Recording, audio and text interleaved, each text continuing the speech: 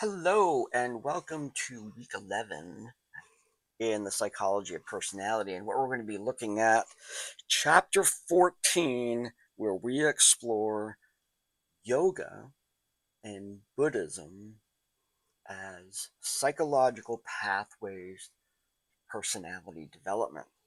Now, each one of these areas, these are they're Eastern philosophies slash religions.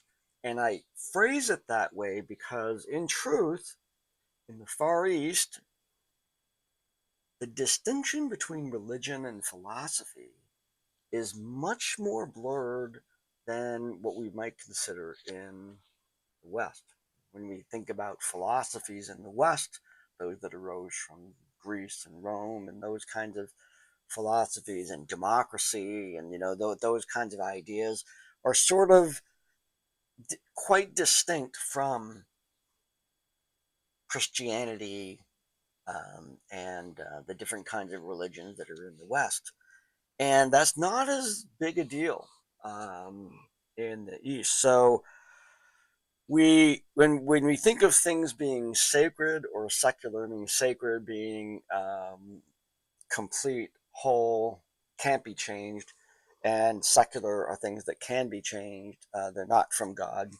Um, Again, we have this lack of a distinction between those two within these Eastern philosophies. And it's a little bit of a challenge for our Western minds to get around that idea that these things are very similar. So we're going to start with yoga and then go to Buddhism. And in the West here, when we think about yoga, we often think about the practice of yoga exercises. My daughter is actually a yoga instructor out in Salt Lake City, and big part of her life. Obviously, I do some of the yoga exercises that are on my iPhone every once in a while to mix things up. And but there's a philosophy and a pathway of yoga. And so let's talk about some of the areas that we can understand. First, the self, same that we've been talking about, the self is both spiritual and nature. It's spiritual in that it has spiritual energy. It's in nature in that it exists within the human body, exists within the brain. We get introduced to the concept of karma. Almost everybody knows about that, even superfluously. We know about that. Now, karma we usually consider as sort of like a cause effect. Like if I do something and I gain good karma, then that, something good's going to come back to me. Bad karma will come back to me. And that's true. But within the yoga philosophy, there's another kind of karma that has to do with your mindset going into a particular situation. So, an individual who's doing good things simply to earn good karma might not actually be earning that good karma because their mindset is wrong. Now, I am not an expert on this. Perhaps some of you are. Should have got my daughter to do this thing. It would have been really good. We have three aspects of um, the human existence. We can say we have rajas, the cravings that bind us to action. Consider that within your own understanding of psychology. The cravings is the id that leads us to taking action. Tamas, born of ignorance, it ties us to dullness. So we would almost think that this is a mental lethargy, not a laziness, but just not engaged. And then Sattva, hope I'm pronouncing these correctly here, is ties us to knowledge, and knowledge is put into the same basket as joy. So there's this kind of understanding of our existence in the world. I would almost equate this possibly to transcendence when we look at Maslow's theory. Now, the goal of yoga, first, to have union with the Creator, to restrain our inquisitive nature and our controlling mind to see us realistically. There's a very real world perspective from this particular philosophy. The yoga presents that there are 5 hindrances for us to reach those goals. Those hindrances include ignorance, which we have to separate from, non-intelligence. Ignorance is they simply don't know. Now, possibly we use that word to, you know, I think we actually use that word pejoratively to describe someone who we believe is wrong, and we believe that they're also have no openness to consider other options. We might call them ignorant. But truthfully, I could say I'm ignorant of the language of Japanese completely. And that's not a downer on me. I simply don't know that particular thing. So not knowing is considered a hindrance to achieving the goals of yoga. Any sort of sense of personality. Now, this is why Eastern philosophies are challenging to Western thinkers. We are deeply centered in the ego.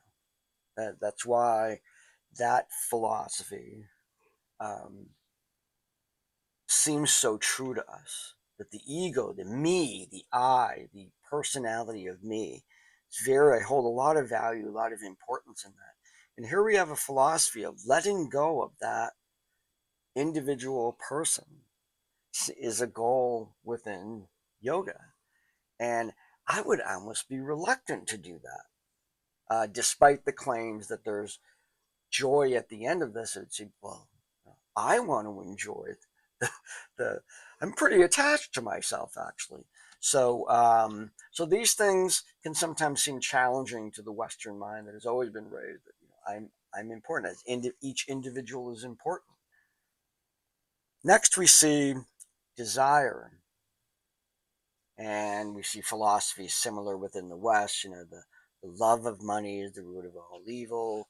Envy is one of the 7 deadly sins, and stuff like this. So the desire to want things and that preoccupation, a huge part of the hindrances for personal growth within this philosophy.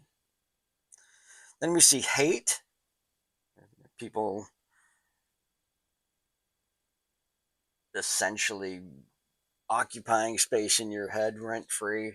That anger and hate is a very self destructive emotion to hold on to. It's a powerful emotion, something that certainly has to be contended with when we experience it: anger, frustration, hatred, those kinds of things.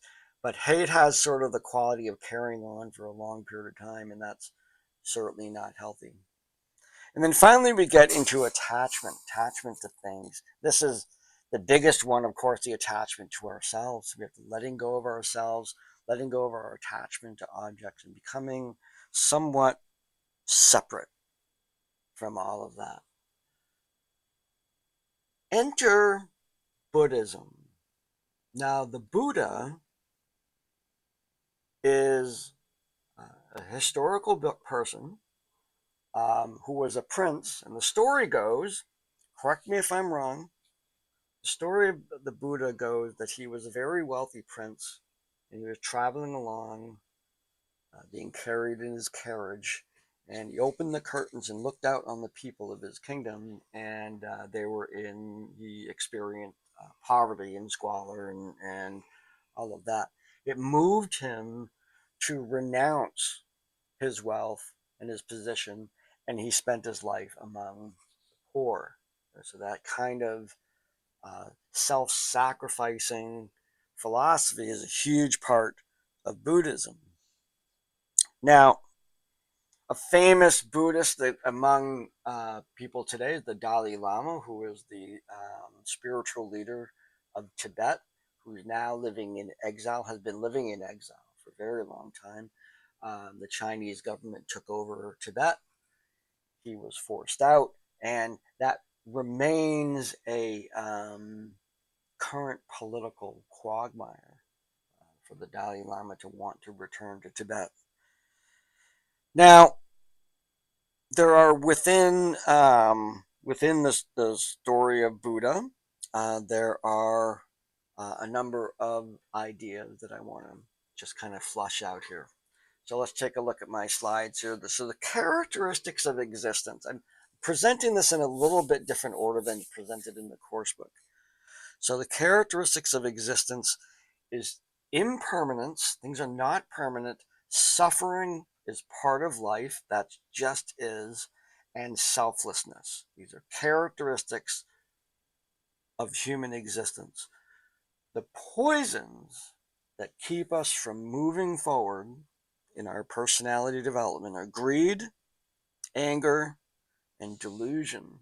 Like that last one, the ideas that we have that are not true, really keeping us from developing the personality that we have. Of course, we understand greed and anger the same way we understood it within yoga as a deterrent to personal growth. Now, the healing pathway starts off with the Four Noble Truths. One is suffering is unavoidable. Suffering comes from craving or desire.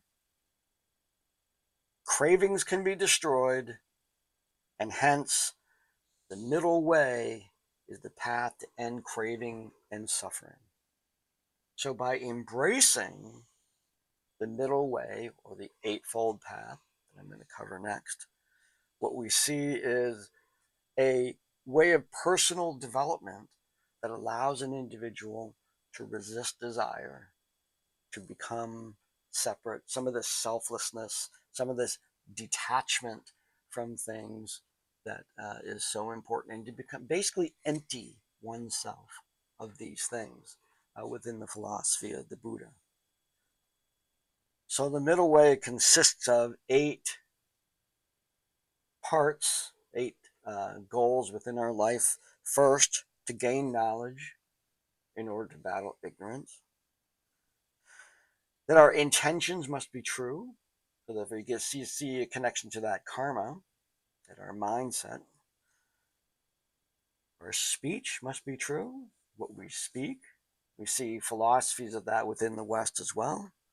Our conduct, good conduct. Our livelihood, how we actually make our livelihood. The efforts that we put forth. How mindful we are about our existence and what we do. And our concentration, what's our focal points. And so these processes of developing knowledge, working on your intention, being intentional about your behavior, how you speak and how you act, those things, bringing those into the right way, how we achieve our livelihood, fairness and all that, the effort that we put into things, actual putting effort into things, how mindful within those processes that we are always showing up for the things that we're doing, and our ability to concentrate and focus ourselves on things. You can see that all of these ideas are really, they really sort of manifest themselves within Western psychology as well. I mean, we have bibliotherapy and reading up on things for knowledge. We have understanding the true motivations that we have for intention. We have the use of language is a very powerful tool for communicating, and of course our conduct shaped by our society and culture. What we do for livelihood brings us identity in terms of how we are. The actual effort that we make, are we showing up, like I said? And of course, mindfulness, a very catchword these days, of being within the moment and not dwelling on the past and not dwelling too much on the future. And then, of course, focus, not getting distracted from your path. These are not, in a way, they come from a Far Eastern philosophy, but they're not. They're somewhat universal. We see these in many of the faiths and many of the pathways for personal development as well. So good stuff here. So for the discussion for this week, what I'm asking you to is to consider those 4 noble truths and the middle way or the Eightfold Pathway? And how are these ideas related to your personal philosophy, your pathway within personal development, identity and personality development? Some of you may be familiar with these with your own practice. My practice of yoga is very minimal, and meditation and some of the movements. I do Tai Chi as well, which comes from the Taoist philosophy within China, and those kinds of things for mindfulness and to practice mindfulness and these kinds of things. They're not. I would not consider myself a Buddhist, although I have friends who are and very committed to that way of life. And so reflect upon how this might be similar to the kinds of things that you are doing. And then we're actually going to take a look at the 5 hindrances. These are ignorance, sense of personality, desire, hate, sense of attachment. And that's in the quiz. I want you to identify one or more of those, but one is sufficient, and say, this has gotten my way. This has been one of those things, like um, I carried hate for a long time, or maybe I'm still carrying that. And I can see how that's keeping me from being the best person I can be. So, taking a grapple on this, I think it's important to include, uh, you know, as you already know, that culture is a big aspect of my entire psychology, and so when we look at other philosophies, particularly at how those philosophies have become global and have been mixed in to the kinds of philosophies that we see here in our own country. We're not raised Buddhist or among the yoga tradition, but yet um, we hear of these things and we hear about their health benefits and we hear about people who practice these things. And so we'll spend some time with that today, or this week, looking at these perspectives in this chapter in our personality class. So look forward to seeing your comments in the discussion board. Have a great week and take care.